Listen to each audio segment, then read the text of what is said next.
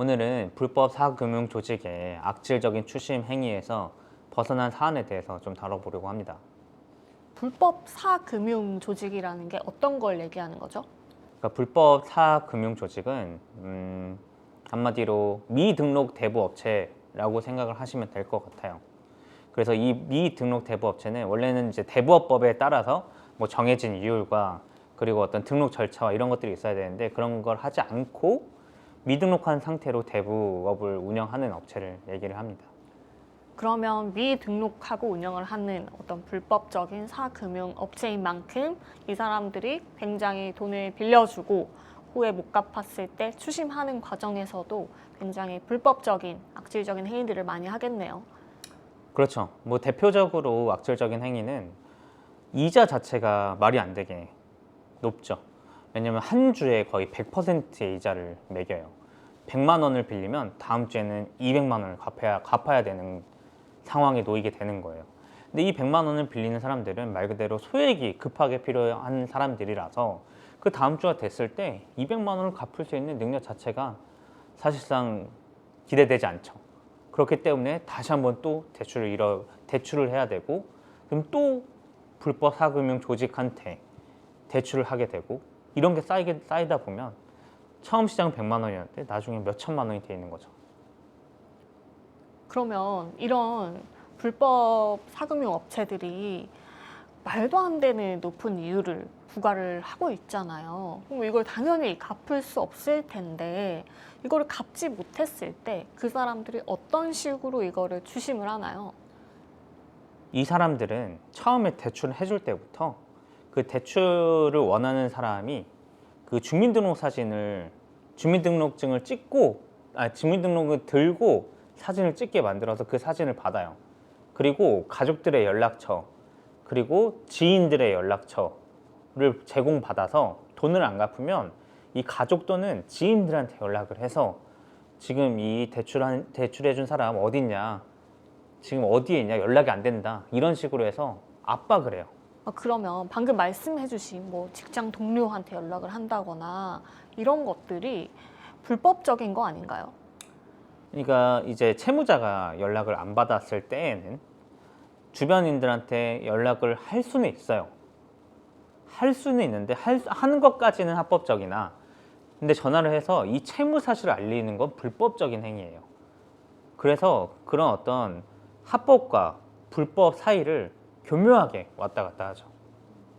근데 우리가 사실 사회적 동물이잖아요. 내가 직장 생활을 하는데 돈이 급해서 빌렸어요. 근데 이런 사실을 내 직장 상사한테 불법 사채업자가 연락을 한다? 연락을 해서 직접적으로 얘기는 하진 않지만 이상하잖아요. 모르는 사람이 연락 와서 내 부하 직원을 찾는다는 게 그럼 얘기를 하겠죠. 이런 사람한테 연락이 왔더라. 그런 걸 들으면 너무 심리적으로 압박이 될 것 같아요. 네, 그런 점을 이용하는 거예요. 그래서 전화를 무조건 받게 만들고 전화를 또 받으면 못 끊게 해요. 너 전화 끊으면 내가 가족한테 찾아갈 거고 아니면 전화 끊으면 너 주민등록 그 벗고 찍게 하거든요. 그러면 벗은 사진을 주변인들한테 퍼뜨릴 거다. 이런 식으로 협박을 하고요. 그 빌린 사람 입장에서는 어떻게 해도 벗어날 수 없는 너무 악질적인 굴레를 그 사람들이 만드는 것 같은데 여기서 도대체 어떻게 하면 그 악질적인 사람들한테서 벗어날 수가 있을까요? 사실 1차적으로 경찰에 신고하는 게 제일 효과적인데요. 근데 경찰에 신고를 하더라도 경찰이 24시간 이 사람을 지켜주기는 좀 어렵잖아요. 네, 그렇죠. 그렇다 보면 이제 전화가 시시때때로 오게 되는데 그때마다 경찰에 찾아가는 게 어려운 경우들이 있어요. 그럴 때는 그 주변인들한테 우선적으로 좀 도움을 요청하실 필요가 있습니다. 주변인들한테 도움을 요청하라는 게 그러니까 어떤 걸 요청하라는 말씀이세요? 왜냐면 이렇게 대출을 한 사람들은 일반적으로 이런 자신의 대출 사실들을 알리기 되게 어려워해요. 그 자기가 대출을 할 때 연락처를 그 사람들한테 동의를 구하고 제공한 게 아니거든요. 그래서 그 사람들한테 연락이 가는 것 자체를 두려워해요. 이 점을 이용을 하는 거거든요. 그러면은 그 연락처를 준 사람들한테 얘기를 해서 내가 사실은 대출을 하면서 연락처를 제공했다. 정말 죄송하다. 그래서 연락이 올 수도 있으니까 좀 양해를 바란다.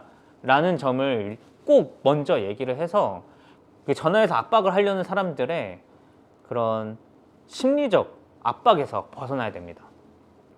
이 사람들이 주로 사용하는 게 주변 사람들한테 이 사람이 돈을 빌리고 못 갚고 있다라는 걸 얘기해서 심리적 압박을 하는 게 주요한 수단이니까 그런 심리적 압박에서 우선 벗어나려면 좀 용기를 내서 주변 사람들한테 얘기를 해야 된다라는 말씀이신 거죠. 네, 맞습니다. 제가 봤을 때는 뭐 법적인 도움도 중요하지만 그 점이 먼저 선행이 돼야 돼요. 그러지 않고서는 벗어나기 어려워요. 그 다음에 안 된다면, 그럼에도 불구하고 안 된다면 변호사를 찾아가는 게 맞아요. 변호사를 찾아가면 어떤 걸 할 수 있나요? 변호사를 선임하게 되시면 그때부터는 그 채무자를 대신해서 대리해서 방어 행위를 할 수가 있거든요. 채권 추심법에 따르면 변호사를 선임한 순간부터는 채무자한테 직접 연락을 하면 안 돼요. 그리고 이 돈을 빌려준 업체들도 변호사가 선임되는 순간부터는 압박감을 느껴요. 왜냐하면 변호사랑 직접 통화를 해야 되는데 채무자한테 연락을 하게 되면 그 변호사는 바로 연락을 합니다. 추심업체한테. 직접 연락하지 마십시오. 그런데 변호사라고 해서 그 사람들이 압박을 받을 이유는 없잖아요. 근데 그 사람들이 압박을 받는 이유는 본인들이 하는 게 어떤 법에 위법한 부분들이 많기 때문인 거잖아요. 어떤 부분이 위법해서 이 사람들이 변호사가 선임이 됐을 때 이제 압박을 느끼기 시작하는 걸까요? 우선적으로 미등록 대부업체에 대한 처벌 규정이 상당히 강력합니다. 그리고 두 번째로 그런 어떤 성착취물로 누군가를 협박을 했을 때 1년 이상의 유기징역이 법정형으로 돼 있어요. 그래서 이렇게 옷을 벗고 찍은 사진들로 협박해서 돈을 얻어내거나 그런 것을 협박을 했을 때 1년 이상의 유기징역, 법정형에 해당한다는 점이 되게 강력한 규정이고요. 세 번째로 이렇게 협박해서 돈을 얻어내는 것 자체가 공갈죄에 해당할 수 있어요. 그리고 네 번째로 이런 것들은 다 채권추심법 위반 행위에 해당하거든요. 그럼 채권추심법 위반 행위는 다 징역형과 벌금형이 같이 규정이 돼 있어서 이런 채권추심법을 위반한 것 자체가 징역에 해당할 수 있는 사안입니다. 네, 맞습니다. 그리고 무엇보다 이렇게 말도 안 되는 고금리를 받는 것 자체가 이자제한법 규정 위반을 한 거잖아요. 우리 이자제한법에 따르면 연 20%가 최고 이율로 규정이 되어 있고 그 이상의 돈을 이자로 받았을 때는 불법이고 형사처벌의 대상이 되거든요. 그래서 이 사람들이 본인들이 하는 행위들이 불법적인 부분이 너무 많기 때문에 변호사가 대응을 하는 순간 얘는 진짜로 그 채무자는 진짜 변호사를 선임을 해서 형사 고소를 할 사람이구나, 그럴 수 있겠구나 라는 압박을 받는 것 같습니다. 맞습니다. 이런 죄명들이 다 합쳐지면 되게 중범죄로 취급이 되거든요. 그리고 실제로 지금 사회의 기조상 이런 사건들로 인해서 정말 죽는 사람들이 발생하잖아요. 그 되게 강력하게 처벌을 하는 기조 중에 있습니다. 그러면 그 변호사로서 이런 사건을 수임을 해서 불법 대부 업체에게 연락을 하고 대응을 했을 때 해결이 되는 편인가요?